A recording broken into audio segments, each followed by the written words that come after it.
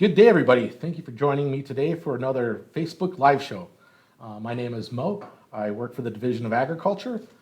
Just to give you a little bit of my background, my grandparents came to Alaska in 1935 as colonists. My dad was born here. My mom moved here when she was 3. So agriculture has been part of my life. My uncle was the president of the Palmer FFA chapter in 1982, and I was the president of the Palmer chapter in 1992. From there, I went to UAF for Natural Resource Management Studies. I got a bachelor's in that, and I found my home here at the Division of Agriculture doing land sales and grazing management planning. Today, I'm joined by the National FFA representative from the Western region, David Lopez, and all the way from Holtville, which is just on the border of California with Arizona, and Heidi Faulkner, apologize. You are the state president, and you're joining us today from North Pole. You guys are having the 2021 convention right now. I was hoping you guys could tell us a little bit about that. Or can you tell me about your background in agriculture, David? Let's start with that. Perfect. Well, first of all, thanks, Mo, for having us, and thank you for the Division of Agriculture for everything you've done for Alaska FFA and for allowing me to be here with all of you today. As was said earlier today, my name is David Lopez. I currently serve on the National FFA officer team, representing over 760,000 FFA members across the country and in Puerto Rico. And I'm just super excited to be here. I mean, coming from California, you thought you'd experience, the beach, the nice views, the mountains and whatnot. And then you get up to Alaska, and sure, I'm wearing 2 socks, but the view has been just out of this world. The people I've had the chance to work with has been unbelievable, and I'm just super excited and grateful to be part of an organization that allows us to connect on, even though we come from such polar opposites. This year, I get to travel across the country talking to students about agricultural education and the opportunities it provides to students like myself, Heidi, Alexa, and so many other folks who I've met this week. And it's really exciting to get the chance to celebrate them this week for their work in the Alaska State FFA Convention that they're putting together. When I talk about an appreciative and inspiring group, I think of the folks I've got the chance to work with. And I'm just super excited to be here. My background in FFA started by my older sister actually raising a market hog and calling us over to the school farm. And in the moment, I just showed up and I thought, we got a new pet. That's awesome. But then I came to realize that was actually her supervised agriculture experience project. And quickly, right then and there, I knew FFA is something I wanted to be a part of. But it wasn't really until I joined FFA that I realized that it was more than just showing animals and caring for them. It was the components, attending conferences, conventions, getting to meet people with different points of views and perspectives, and kind of just being advocates for agriculture and the future of education in the coming years. So I'm super excited to be here, and I can't wait to learn more and spend the next couple minutes with all of you talking about FFA and what it has done for us. That sounds great, David. So can you tell us a little bit about what your project was? Yeah, so I actually did a little bit of different things. I raised market hogs for 4 years. I did dairy as well for 4 years. I did some agri-science research projects. So for those of us who think it's just about showing animals, it's not. There's a combination of things. And if you're into research and science, you can definitely try a supervised agriculture experience in that way. So my research was actually on bacteria growth and the miscommunication between a consumer and a producer, often thinking that our food is contaminated or food security. But it was really I was testing the bacteria growth based on our plastic bags that we use in the grocery stores instead of the actual food itself. So it was very intriguing. And then another project that I was super proud of being part of was working at an onion packaging shed. Now, I don't know if we have many of those out here, which I doubt, but coming from the Imperial Valley, that's 127-degree weather in the summer. So getting the chance to work with hardworking laborers who do this on a yearly basis, and it blows my mind. I was extremely grateful and humbled by the chance that I got to work and be part of an ag industry to feed other people across the country. And it's experiences like those that FFA provides for students with responsibility and the sense of ownership when you get to do your projects. Excellent. Yeah. Mm-hmm. So Heidi, can you tell us about your background and your position in FFA? Yeah, Yeah, so as you said, my name is Heidi, and I'm actually a second generation FFA member. My dad is from a place called Greenfield, Indiana, and he was an FFA all through high school. And when he moved up here in the late 90s and met my mom, they ended up getting married. And when it was right around sixth grade that he really started pushing the idea of FFA. So I had grown up with definitely not traditional agriculture, especially right out the gates. We raised sled dogs. We had a dog food business. It was definitely not what you would think of when you initially think agriculture. But when I joined FFA, which was a homeschooling chapter, which is totally unique in and of itself, I'm super thankful for that opportunity because I think it allowed, honestly, for me to be more involved in my local chapter and just really dive in, and was able to spend so many hours just working on competitions and just learning in general. But after I had hit sixth grade, I kind of moved from, we had the sled dogs, and then I started raising and training mobility service dogs for local veterans in the interior of Alaska. So I did that for several years, but on top of it, we also had what we like to call a hobby farm. So we raised hogs, chickens, ducks, geese, and I think that was a great experience for me. While I never showed, but my parents were also such incredible teachers and were able to teach both me and my siblings so much about just raising and caring for animals and what all of that is about. And I think that's just something that I can take with me for the rest of my life if I want to have maybe just smaller scale production agriculture in the future. So I think that's a little bit about me, and definitely it came from my dad's influence. I totally wouldn't have even looked at FFA if it wasn't for him. I really like that you're looking at livestock beyond just food production, because a lot of people, that's when they hear livestock, it's only the animals that we eat. It's not, service animals or riding horses and things like that. And that is definitely agriculture. I mean, in Alaska, we have to focus on a little more niche things, and that's, great that you're doing that. Could you guys tell me a little bit about the convention this year? I assume it's, when I went to convention, it was a lot different. We were with VICA and FHA and other groups, and I know currently you guys do it as a standalone, which probably lets you focus on agriculture, but with COVID restrictions, it's got to be a lot different. Would you mind speaking about that a bit? Yeah, so our convention is traditionally held in March or April. We typically lean towards April just because it makes students a little bit easier, it makes it easier on them to access it. So last year we had held it right around the same time, and that is smack dab right when the pandemic hit.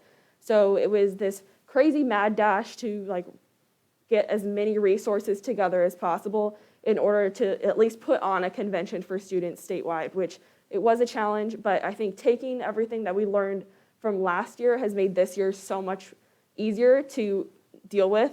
That almost sounds negative when I say deal with, but this experience has been far, far better. We have so many more resources. We have a better understanding of Zoom and Facebook Live and Google Classroom, things we didn't even know how to use last year. What we've been doing is we've had our general sessions, which in those we have our state officers. So currently I'm serving as a state officer, and we have things such as our retiring addresses, which is almost I love how John put it. He almost said it was a retirement, a graduation speech. So we are resigning from our positions, and we are passing our positions on to the next year of state officers. So those are an inspirational speech about just kind of our story and the things that we've learned. And then we also have several keynote speakers that come on throughout the week over Zoom. But because it's virtual, that allows us to have people from all over come in and speak with our students. And then we also have some workshops that are going on where students can interact with our speakers and get to get some more hands-on activities done. If somebody out in the Facebook Live viewing audience wanted to see one of your sessions, how would they go about doing that tonight? Yeah. So we actually have a Facebook page, and that's our Alaska FFA Association. So if you wanted to hop on there, we have all of our sessions that we've recorded so far. We're halfway through, so our welcoming session 1 and 2 are all on there already. And if you want to join us live tonight, we will start at 7 o'clock for our third general session. And that continues, or is this the last night? Tomorrow, wow, tomorrow, oh my goodness, it's going by so fast. So our third session is today, and then our fourth is tomorrow, which is our final session. That's where we will so we have awards all throughout the week because of all our competitions, but tomorrow we'll have the bulk of our awards. We'll have a bunch of thank yous, and then we'll have our final retiring address from one of our state officers.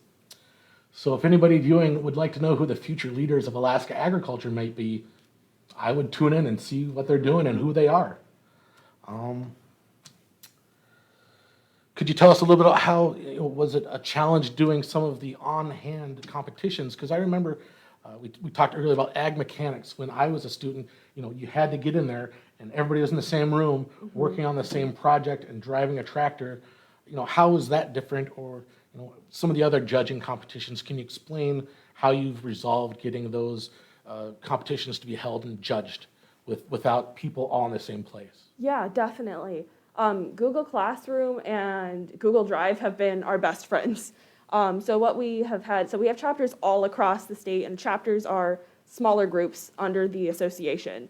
So we have these groups, and their advisors will take all the materials that they need and all the materials they've collected. So for example, our floriculture competition, they do need to create a boutonniere, they need to create a flower arrangement, and they need to create a floral shop ad. All those we would take pictures of all of those with a specific direction set. So if they needed one type of flower or two types of flowers, we would give that direction to them, and they would go collect those locally, and then they would send those images in after they've arranged them. So it's been a lot of photos and videography, and then we do have some live presentations. So that, I think, has really been how we've just tried to get over being in this virtual situation. I don't think you were prepared for this, but if there's somebody out there and they're in a remote rural community, how would they be able to join? Would they have to form their own chapter, or is there a method for them to join something existing? I just really want people to have the opportunity to be part of FFA.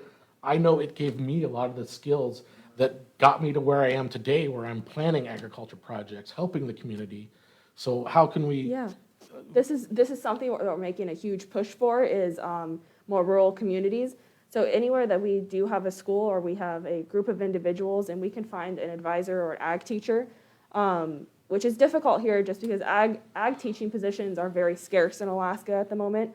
But places like Barrow, that's something that we would want to push for. So maybe if we were able to get one of our teams out there to go and demonstrate and discuss with them what FFA is, or maybe in this virtual situation, we could hop on Zoom and have that discussion, and just provide resources for them, and hopefully we could look into starting up another FFA group in more of those rural communities. David, on the national level, is there a lot, leadership, I know is a big component. It's not all about getting your hands dirty. That's definitely, the basis of FFA, but it's so much beyond that. Is there resources that people in Alaska can utilize through the national association, and then can you talk about the national convention just a little bit, how that was virtual this year? Yeah, absolutely. And first off, Mel, I just want to, you asked the question of how. I just want to give a quick shout out to this team because they seriously have been rock stars. Work, they have been up late at night, and just the crew here at the Division of Ag as well has just done a phenomenal job creating something that's really memorable and celebrates the work students of Alaska FFA. And I think that's something that we've missed a lot this year with the pandemic, the idea of celebrating others, the idea of gathering. And seriously, just a great shout out to the work they're doing. And their retirement addresses have had messages that really aren't just for members in FFA. It's for people to listen if you are into sports, if you are into academics. It's seriously a sense of it's worth tuning in, and they have poured so much work into it. So I definitely, if you have not yet had the privilege of checking out the great work they've done, I definitely suggest you go do that at Alaska FFA on Facebook. I promise you, at 7 p.m., it's something you do not want to miss. The National FFA organization, I still think we see a lot of the groundwork there. We wouldn't be in the places we are if it weren't for the 6 individuals who get elected each year, who come from their chapters and take in everything they've experienced in their hometowns. And I think that's one of the most important things about being an FFA, is that you get to witness your community. see the parts that matter, and how you can make it better. And coming from such a small area, I mean, I come from a town of 6,000 people down in Southern California. Not a very big town, but something that gave me so many opportunities was this program. I got to travel across the country. I got to meet with people from all over the place. Got to meet with legislators in Washington, D.C. and my Sacramento as well. So it's all these small factors that ultimately help aid in your success in whatever you desire to go into, whether that's the ag industry itself or also pursuing something completely different. Maybe it just prepares you with those basic soft skills that allow you to go on and to further your education or go straight into the workforce. Now, in regards to National Convention this past year, like anyone else who held a state convention or event this past year, we saw that it was very different. We kind of just like last minute pulled everything together, and it was actually a super cool experience.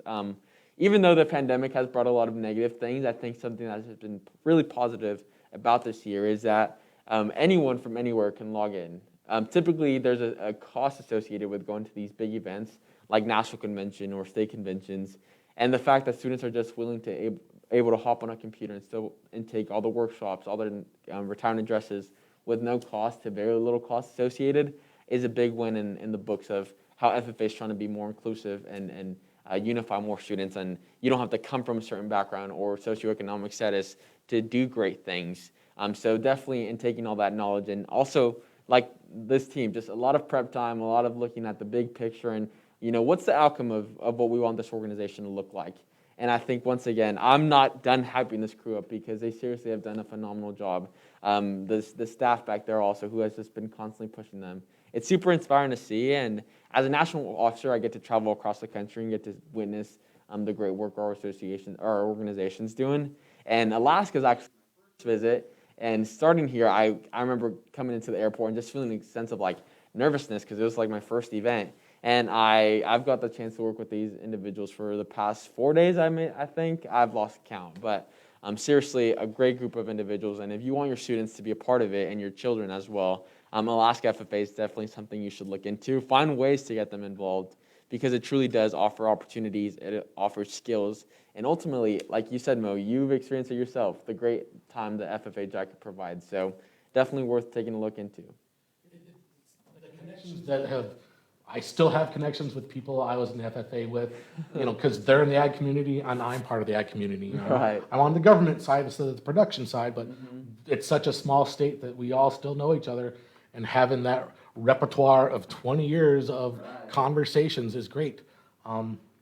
So do you guys have any closing thoughts or statements you wanted to get out to our audience? Stinny. I would love to encourage all of you to just go ahead and tune into our session tonight. Again, that's at the Alaska FFA Association on Facebook. We would love for you to catch a glimpse of what our organization is doing, as well as all of our students across the state. They're doing such incredible things. It's been a super difficult year, but they are making the absolute best of it with all of the hard work and hours that's going into it, even virtually. So if you could tune in at 7 o'clock tonight, that would be wonderful, and we would love for you to check it out. Yeah, and all I have to say is, once again, thank you to everyone who has made this possible. Mo, thank you for having us today. John in the back that you can't see, but has done a lot of the great work for not only this, but also the convention filming. Just great people here in Alaska, and I'm super thankful to be surrounded by you this week. So once again, thank you for having us. I think that's about it for today, so I'd like to thank the viewing audience for tuning in. Enjoy the rest of your day, and turn in tonight at 7 o'clock for some FFA convention session.